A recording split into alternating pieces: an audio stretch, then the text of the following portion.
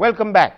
Earlier this week, the United States ordered the closure of 19 of its embassies in Africa and West Asia, fearing a possible attack by Al-Qaida. But the big question is, how can Al-Qaida, which was until recently pronounced as a spent force by the US and the Obama administration, suddenly become such a big threat once again? The Al-Qaida threat is on the rise again, and the US is feeling the heat. On the 9th of August, the US evacuated all non-emergency staff from its consulate in the Pakistani city of Lahore, issuing travel warnings for its citizens to defer unnecessary travel to Pakistan amid a worldwide alert over Al-Qaida intercepts. This comes weeks after US consulates and missions in around 19 countries were closed down, triggered by intercepted communications between Al-Qaida leader Ayman al-Zawahiri and the head of the terrorist group's offshoot in Yemen, Nasirul Waheshi. We've made our decision for this week that these 19 posts will remain closed. I don't want to venture to guess what a future decision would look like, but we'll keep evaluating as we get new information. It is believed that Al-Qaida in many ways is stronger than it was before 9/11 because it has mutated, spread out and morphed with the Taliban in Pakistan and Afghanistan, becoming potentially the most deadly of terror networks.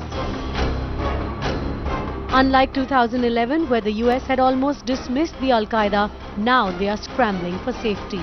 Having gotten bin Laden, we've now identified some of the key leadership within Al-Qaida, both in Pakistan as well as in Yemen and other areas, that if we can be successful at going after them, I think we can really undermine their ability to do any kind of planning, to be able to conduct any kind of attack on this country.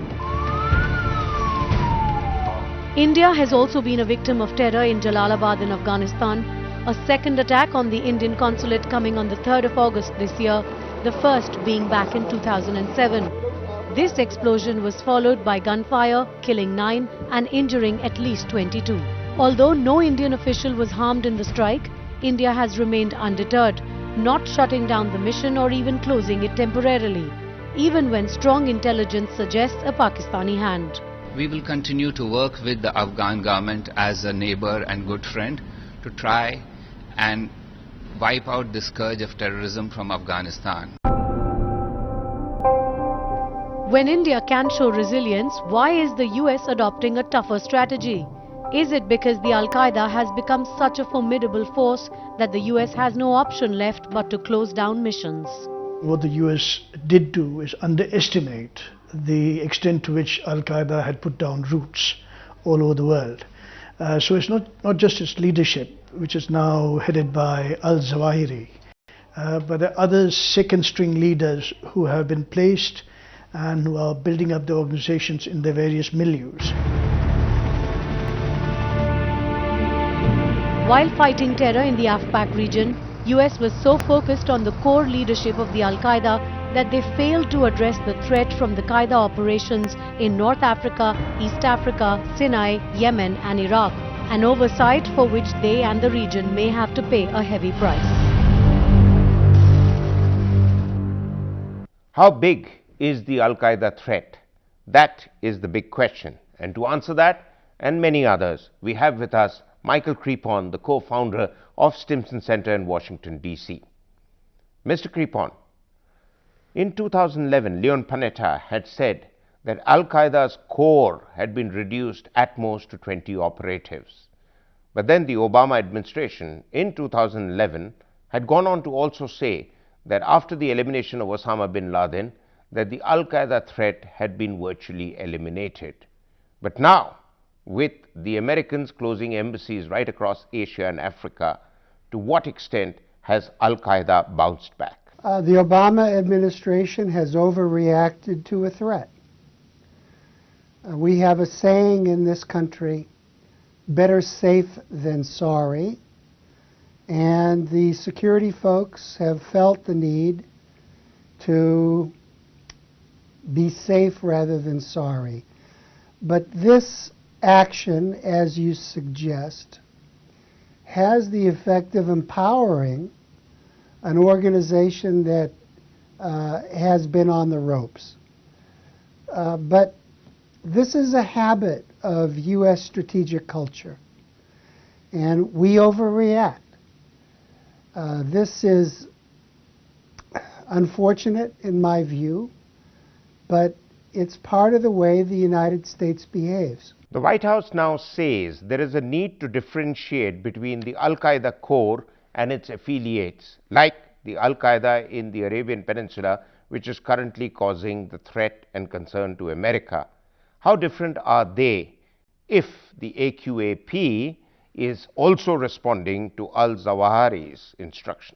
This distinction between core Al-Qaida and its affiliates is one that is bedeviling U.S. national security policy and bilateral relations.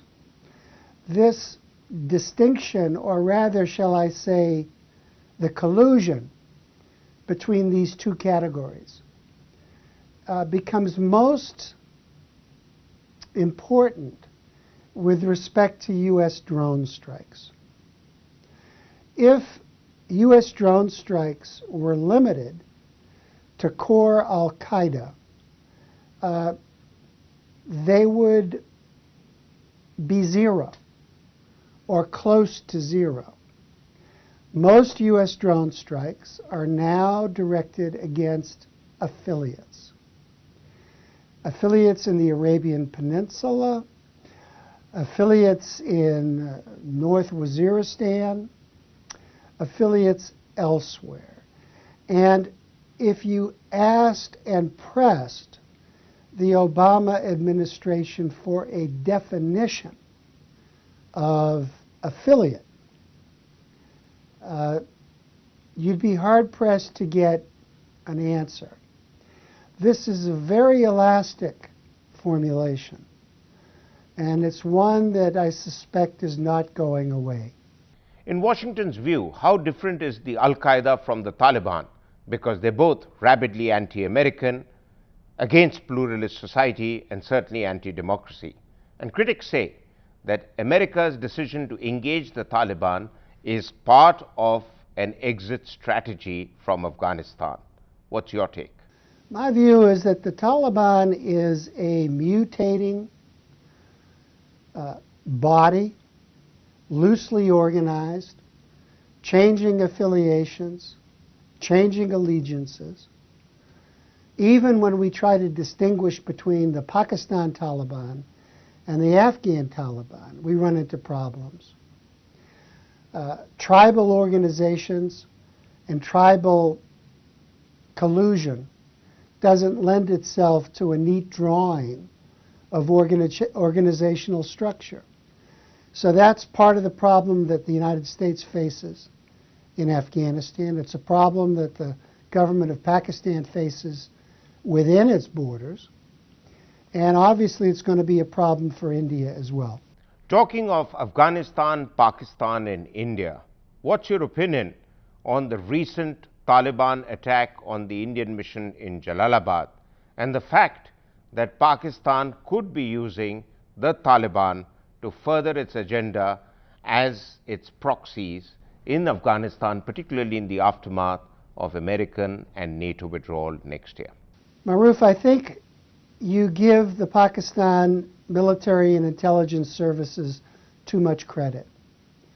I don't think they believe any longer that they can dominate Afghanistan through proxies.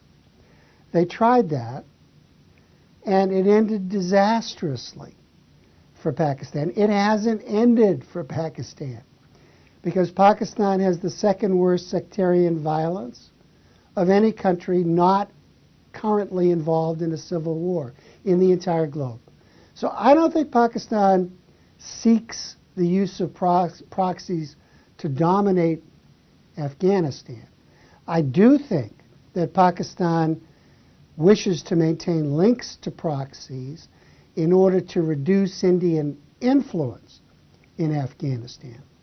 Thank you very much, Mr. Kripon, but we in India would tend to differ from you, particularly on the role of the Pakistan Army in Afghanistan, because analysts are of the view that after America's withdrawal from Afghanistan in 2014, Pakistan's army has a two-pronged strategy.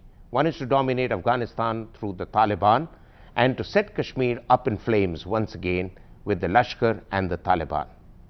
Thank you for watching this episode of Latitude, and we'll be back next week with another episode. Until then, goodbye and thank you.